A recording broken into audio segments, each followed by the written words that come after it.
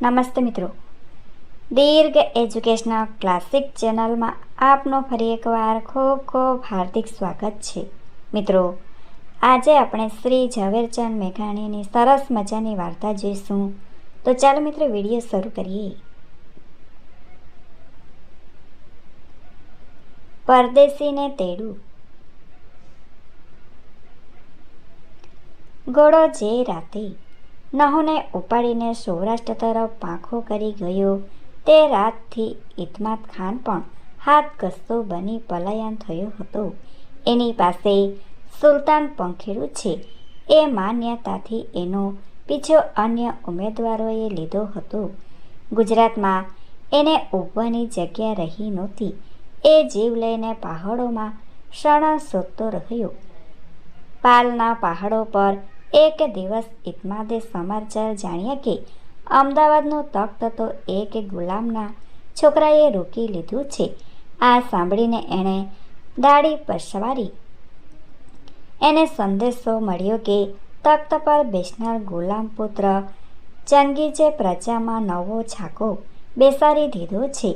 ફૌજના એક મુગલ સિપાહીને એ સિપાહી કોઈ ગરીબની બેટીને ઉપાડી લાવેલ તે અપરાધ બદલ છડે ચોક ફાંસીને લાકડે લટકાવ્યો છે અને વસ્તીના લચી રહેલા ભરપૂર ખેતરોમાંથી જુવાના એકાદ રાંડાને પણ ન અટકાવવાની એની કરડી યાજ્ઞા લશ્કર પર ફરી વળી છે. એ ન્યાય આપે છે, અરજો સાંભળે છે, તાબડતોબ રાહત આપે છે, દંડ દે છે, રક્ષણ કરે છે. સાંભળીને ઇતમાદ ઠરી ગયો. એમાં એક દિવસ કાસદ એક સંદેશો લઈને અમદાવાદથી આવ્યો. સંદેશો અમદાવાદના નવા તખ્તધારી જંગી ખાન તરફથી હતો કે ખાનજી, પાછા વળો. આપને માટે આપનો દરજ્જો, માનને મર્તબો, પોશાક અને પદવી તૈયાર છે. સંદેશો લાવનાર અમીરને ઇતમાદે આંખો ઝીણી કરીને પૂછ્યું, મને પાછો તેડાવવામાં શો ઈરાદો છે? ચંગીઝ ખાનનો ઈરાદો આ છે, હવે ગુજરાતને સાચા કે ખોટા, લપટ કે સદાચારી, કોઈ કરતાં કોઈ સુલતાન બુંદના તકધારીને હાથ સોંપીને અમીરોમાં એકબીજા સામેની ખટપટોને ઈર્ષાઓ જલાવા દેવી નથી. હવે દારૂ અને દુરાચારમાં ડૂબાવેલા સુલતાનની જમાત ખતમ થઈ ગઈ. આવો ઇતમાદ ખાન, આવો સમસ્ત અમીરો, આપણે અમીર મંડળ જ રૈયતની રાય પૂછતા પૂછતા અદલ ઇન્સાફવાળો વહીવટ કરીએ. આપણામાં ન કોઈ મોટો ન કોઈ નાનો, આપણે સર્વ સમાન, પણ એક સમર્થને આપણા અગ્ન પદે સ્થાપીએ. ગુજરાતના ગુલશનને ફરી એકવાર ગુલોથી ભરપૂર, મહેકતું, સુખી, સંતોષી બનાવી દઈએ. સર્વ વાત સાંભળી લઈને ઇતમાદે દાઢી પર હાથ નાખ્યો. સંદેશો લાવડાને કહ્યું, હા, ઠીક વાત છે, હું વિચાર કરું છું. બીજી તરફથી બીજો એક સંદેશો આવ્યો, હું આ મુલકમાં આપને મદદ કરવા આવ્યો છું. ચાલો આપણે એકત્ર બની આ પ્રજા પ્રેમના દોઢ ઘાલુ ગુલામ બેટા ચંગીઝ ખાનને જોડી નાખીએ. આપને આપના અસલ સ્થાન પર નિમી દઈને અમે તો અમારે દેશ સિંધાવશું. પહેલો અવાજ સ્વદેશીનો, સમોવડિયાનો, સજ્જનનો હતો. બીજો અવાજ એક પરદેશીનો, બુરહાનપુરના પાતશાહ બેટા મીરાન મોહમ્મદ શાહનો હતો. સ્વદેશી અને પરદેશી બંને અવાજોને ઇતમાદે ઉત્તર આપ્યો કે હા, હું તમારી સાથે છું. હા, હું તમારે જ પક્ષે ચાલ્યા આવું છું. ચંગીઝ ખાનના સંદેશાને સામે રાખીને ઇતમાદ એકલો હસી પડ્યો. ગુજરાતનું પ્રજા સુખ, ગુજરાતની ગુલશન સમી ખૂબસૂરતી હટ એક સુલતાન સર્જકને એવી પોચી ભાવનાઓથી સી પડી હતી. મારી તો ગણતરી છે પાછા ગુજરાતની ગાદીના કુલ માલિક બની જવાની, પણ એણે મોડું કર્યું, અતિ મોડું કર્યું. એને તો બેસવું હતું જીતનારના ગાડે. એણે રાહ જોઈ બીજાઓનો ઘોડો લાડવો થઈ જવાની. પરદેશી બુરહાનપુરી પરાજય પામીને ભૂંડે મોયે પાછો વળ્યો, કેમ કે સ્વદેશ પ્રેમી ગુલામ ચંગીઝના કલેજામાં ગુજરાતને ગુલશન બનાવવાની જે તમન્ના હતી તે તમન્નાએ પરદેશી બુરહાનપુરી મોહમ્મદ શાહને ક્યાં મરણીયો કરી મૂક્યો હતો. સ્વદેશ પ્રેમી ચંગીઝે સાંભળી લીધું કે એ પરદેશી લૂંટારાના પીઠબળ તરીકેનું કામ પાલ પ્રદેશમાં બેઠે ઇત્માદે જ કર્યું હતું. બુરહાનપુરીને માર મારી પાછો કાઢવા બાદ ફરીવાર ચંગીઝે કાસદ મોકલ્યો. ઓ ઇત્માદ, હજુ આવો, પાછા આવો. પાલનું તમને પાણી લાગશે. રાજબુંદની જીદ છોડી દો. આવો ગુજરાતને ગુલશન બનાવીએ. પણ ઇત્માદે તો નિશ્ચય કર્યો, ન જાઉં. ગુજરાત ગુલશન બને તેમાં મારી કોઈ મુરાદ ફળે. હું ત્રણ સુલતાનોને માથે હાથ મૂકીને ગુજરાતનું તખ્ત સોંપનારો ન લઉં એ ગુલામ પુત્રની મહેરબાનીનો ટુકડો. ઇત્માદ એકલો પડી ગયો. એક પછી એક તમામ અમીરોએ ચંગીઝ ખાનની તાબેદારી સ્વીકારી. પણ ચંગીઝ ખાન સ્વપ્નદ્રષ્ટા હતો. ગુજરાતના અમીરો ધરતીના માનવી હતા. સ્વપ્નદ્રષ્ટાની એક જ ભૂલ થઈ ગઈ. પોતાની માતાના જનાનખાનામાં એક ગુલામ હતો. મુસલમાન રાણી વાસના ગુલામો એટલે કાં તો કુદરતી જ નામર્દી અથવા બનાવી લેવામાં આવેલા નામર્દો. આ નામર્દનું નામ બલીજ ખાન. ચંગીઝ ખાનના બાપે એ ગુલામને ભણાવેલો ને ચંગીઝ ખાને એને અમીરની પદવી આપી. ખંભાત ગામ એનાયત કર્યું. પણ એ ભૂલ થઈ ગઈ હતી. ચંગીઝ ખાને ફરીથી વિચાર કર્યો. ખંભાત ફરીથી પોતાની માને અર્પણ કર્યું. ચંગીઝ સ્વપ્નદ્રષ્ટા મટીને વ્યવહાર દક્ષ બન્યો. ચંગીઝે ગુલામ અને મા વચ્ચે કિંમતનો તફાવત મૂક્યો. એ વ્યવહાર દક્ષતાએ ચંગીઝના માથાનું મૂલ લીધું. ખસ્તી પ્રાણી વધુ નરમ બને છે, પણ ખસ્તીની માનવી બને છે ભયાનક. નપુંસક બિજલખાને અન્ય બે અમીરોને ઉશ્કેરી ચંગીઝનો શિર છેદે કરાવ્યો. ઇન્શાઅલ્લાહ પાલના ડુંગરોમાં લપાઈ બેઠેલ ઇત્માદ ખાને ફરી એકવાર દાઢી પસવારી અને એણે યુક્તિ વિચારી. મુજરબ ભલે મારા હાથમાં નથી, છતાં અમદાવાદ પહોંચીને દાવ અજમાવો. હું સુલતાન મુજરબને લઈ આવું છું એવો સંદેશો એણે અગાઉથી પહોંચાડ્યો અને પછી પોતે એક દિવસ અમદાવાદ જઈને ઊભો રહ્યો અને અમદાવાદ નગરનો જેણે કબજો લીધો હતો તે શેરખાન ફોલાદીએ ખાસા સાહેબનું સ્વાગત કર્યું. પૂછ્યું, સુલતાન ક્યાં બિરાજે છે? સલામત છે, મારા નક્કી કરેલા સ્થાનમાં. સાથે પધારવાના હતા ને? હા, પણ અહીંનો બંદોબસ્ત જોયા પછી જ એમને અહીં લાવવું એવો વિચાર કર્યો. એમની સલામતી માટે વિચારવાની ખરીને? સાચું છે જનાબ. શેરખાનના મોં પર વિનોદ તરવર્યો. આપે જ અમને સાચવ્યા, નહીતર આજ એનું કોણ હતું? સાંભળ્યું હતું કે સુલતાન સૌરાષ્ટ્રમાં ગયા હતા. હા, પણ કાઠીઓએ એમને મહેમાનીનો કડવો સ્વાદ ચખાડ્યો તો બા પુકારીને પોતે મારી પાસે આવતા રહ્યા. વાતો કરતાં કરતાં શેરખાન અને ઇત્માદને ભદ્રમાં પ્રવેશ કર્યો. શેરખાને કહ્યું, અહીં જરા પધારો. શો આપની જ રાહ જોઈએ છે? ભલે ચાલો. અમદાવાદની આખી બજારને અને ભદ્રને ધજા પતાકાએ શણગારેલા દેખીને ઇત્માદ ખાને ગર્વ અનુભવ્યો. એને આ સ્વાગત પોતાનું જ લાગ્યું. માલપતે પગલે ચાલતા ચાલતા ખાસા સાહેબ સુલતાન કચેરી તરફ ચાલ્યા તો ચોઘડિયા વાગતા હતા, ડંકા નિશાન ગાજતા હતા, છડીઓ પુકારાતી હતી. વાહ વાહ, એવું ડોલતું દિલ લઈને પોતે કચેરીમાં પગ મૂક્યો.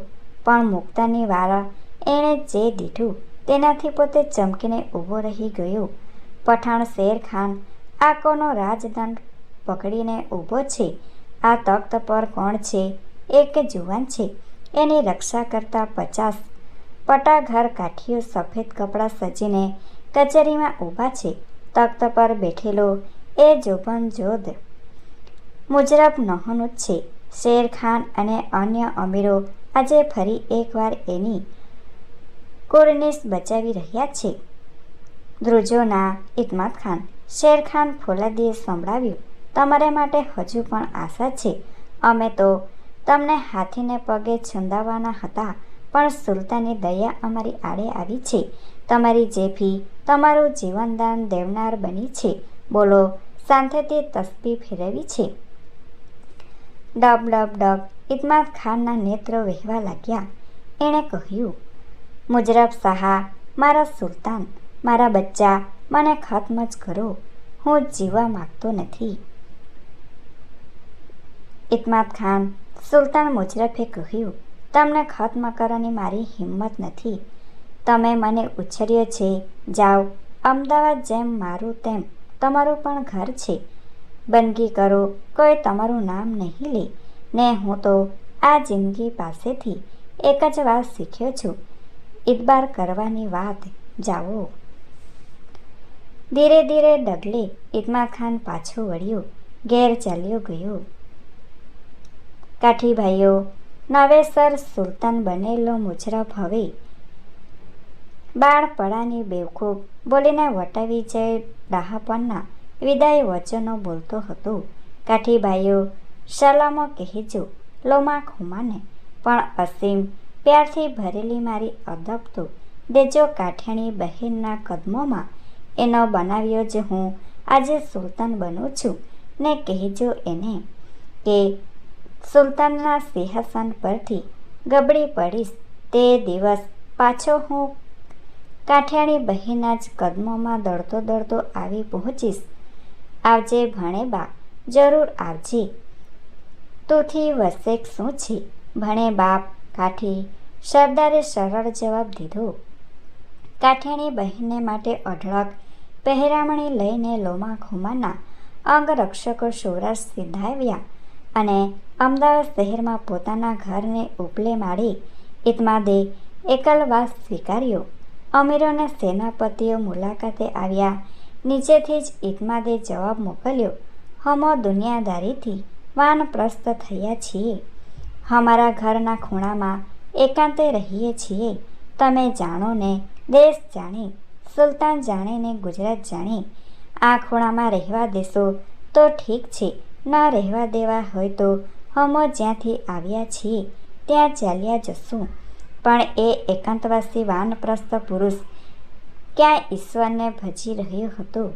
કિનાને, સર્વ સત્તાધીશને, ગુજરાતના ગુલશનને નહીં, પણ ગુજરાતના કબજા ભોગવાટાને એ કોઈક છૂપો કાગળ લખાવતો હતો.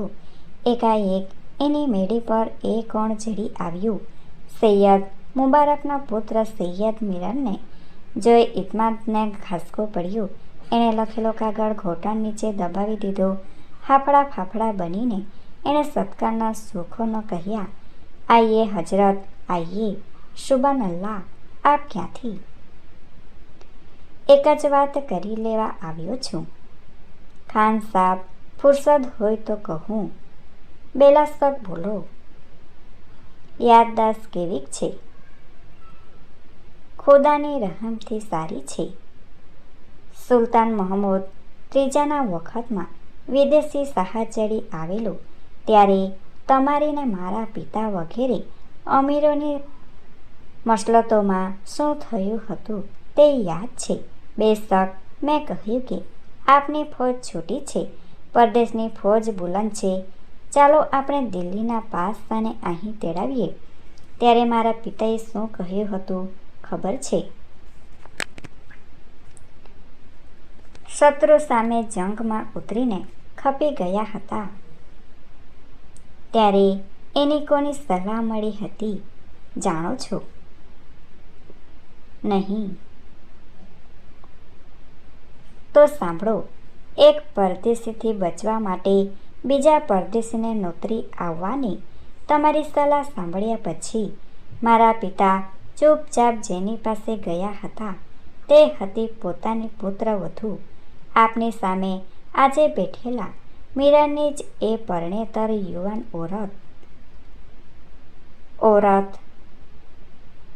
હા ખાન સાહેબ, એક બુજુર્ગ વયના રાજનીતિજ્ઞ સૈયદે તે દિવસ અન્ય સાણાની નહીં પણ પોતાની પુત્રવધુની સલાહ પૂછેલી કે બીબી બેટા, અમીરો મને આમ કહે છે, મારે શું કરવું? મને માર્ગ બતાવ બચ્ચા. ને તમારા બીબીએ શું કહ્યું હતું? કહ્યું હતું કે હું તો બીજી સી સલાહ આપી શકું, હૃદયમાં સ્ફુરે છે તે કહી નાખું છું. બાબાજાન, આપની ઉંમર કેટલી થઈ? મારા પિતાએ કહ્યું, 58 વર્ષની. તો બીબીએ કહ્યું કે હજરત, પૈગંબરના વંશજો 60-70 વર્ષ ઘણું ખરું જીવે છે, તો પછી બાકી રહેલી કેટલી જિંદગીને ખાતર આપ અત્યાર લગીની આબરૂ પવનને સોંપીને દિલ્હીના પાસની પાસ સીધાવો છો? શું એ કહેશે નહીં કે તમે એક બકાલથી ડરી અહીં નાસી આવ્યા? માટે સૌથી સરસ રસ્તો તો મરવાનો નિશ્ચય કરી છેલ્લી લડાઈ લડી લેવાનો છે. આ હતી એક ઓરતની સલાહ. સલાહ જ આપની એ ઓરતની નહોતી બેઠી રહી. એણે સસરાની સાથોસાથ પોતાના 12 વર્ષના દીકરાને પણ જંગમાં મોકલેલો. ખાન સાહેબ, આજે હું પણ એ જ સૈયદ ઓરતનો સંદેશો આપને આપવા આવ્યો છું. મને હા હા, ખામોશ રાખો ખાન સાહેબ. આપને પણ મેં આપે મુગલોને ગુજરાત ખોંદવા આવવાનું ઇજન આપ્યું છે. આપે એમના કદમે અશરફીઓની સડક બાંધી છે. કારણ ઇદમાતમાં પોતાના ચશ્મા સંસારવા દ્રષ્ટિ ટાંકી રહ્યા. કારણ બસ ફક્ત આટલું જ કે આજે નહનો મુશરફ આપની પહેરેગીરીમાં નથી, તો બીજા કોઈ ખાન સાહેબની ચોકીદારીમાં છે. નહીં, હે હજરત. બુડ્ઢો ઇતમાન ખાં હસી કાઢતો હતો. ને આ બધું પાછું આપ વાન્ય પ્રસ્થાશ્રમના નામે કરી રહ્યા છો? સૈયદ મીરાની વાણીમાંથી યોદ્ધા અને ધર્મવીર બેઉની મિશ્ર ઘણું ગૂંજતું હતું. આપને કોઈક ભંભેરીઓ લાગે છે હજરત. ખુદાને ભંભેરીની રીત પસંદ નથી. બીબીને કહેનારો એ એક જ છે, ખુદાને બદનામી ન આપો ખાન સાહેબ. ને ગુજરાતની બદનામી આ અફઘાનો કરી રહ્યા છે તે તો અટકાવો હજરત. એ અટકાવવાની કોશિશો માટે જ હું જીવું છું, પણ એની અટકાયતનો ઈલાજ પરદેશી મિર્જાઓ નથી, બહારવાળાઓ નથી, દિલ્હીનો શહેનશાહ નથી. કોણે કહ્યું? પણ નહીં, હું તો સહજ કહું છું. મારો મનોરંથ તો આપણી ભૂમિ આ ગુજરાતની અંદરથી જ સુલેહની અને રાષ્ટ્રની પાક ખિદમની શક્તિઓ ઉત્પન્ન કરવાનો છે. એટલા માટે જ હું ગુજરાતની અમીરાત વચ્ચે એક સંપી શોધું છું. બિચારો શેરખાન ગુરજાન અમીરના સંગઠન પછી કેટલા ચંદ રોજ પણ ગુજરાતમાંથી એક શેરખાને હાંકી કાઢવા હું બીજા પરદેશ તો નહીં જ બોલાવું. એ કરતાં તો હું શેરખાનને ગુજરાતી બનાવી લેવા માટે એને પક્ષે ઊભી પ્રાણ આપીશ. બોલતા સૈયદ મીરાની આંખોમાં રોશની ઉઠી હતી. આપને તો મારી યોજના કહેવી હતી હજરત. આપ ઉલટા જ માર્ગ ચડી ગયા છો. એક પાક ઓરતે બતાવેલો એ માર્ગ છે. બસ, વધુ કાંઈ કહેવું નથી. રજા લઈશ. આદાબ હજરત. સૈયદ મીરાન ગયા એટલે અધૂરો લખેલો કાગળ વાનપ્રસ્થ ઇતમાન ખાને પૂરો કરવા લીધો. એ કાગળ દિલ્હી પર અકબર શાહને સંબંધાયેલો હતો. એની છેલ્લી પંક્તિઓ આ હતી: જો પાતશાહ જલ્દીથી આવશે તો ગુજરાત પાતશાહને મળશે, નહીંતર અફઘાનોને હફાવવા અમદાવાદ શહેર અમે મિર્જાઓએ આપીશું. સહી સિક્કો ને સીલ કરીને ઇતમાદે એ કાગળ ડીસા રવાના કર્યો. મુગલ સુલતાન અકબર શાહનો મુકામ ત્યારે ગુજરાતની સરહદ પર જ હતો. કાગળ મોકલીને પોતે પથારી પર ગયો. જઈને બોલ્યો, મારું પણ બેવડે દોરે કામ છે. કાં તો મિર્જાઓ આવી પહોંચે છે ને કાં અકબર શાહ પહોંચે છે.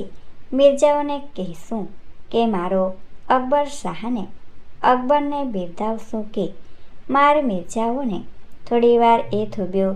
સૈયદ મીરાનની વાણીનો એ બોલ એના મનમાં ગોખાઈ રહ્યો હતો. ગુજરાતી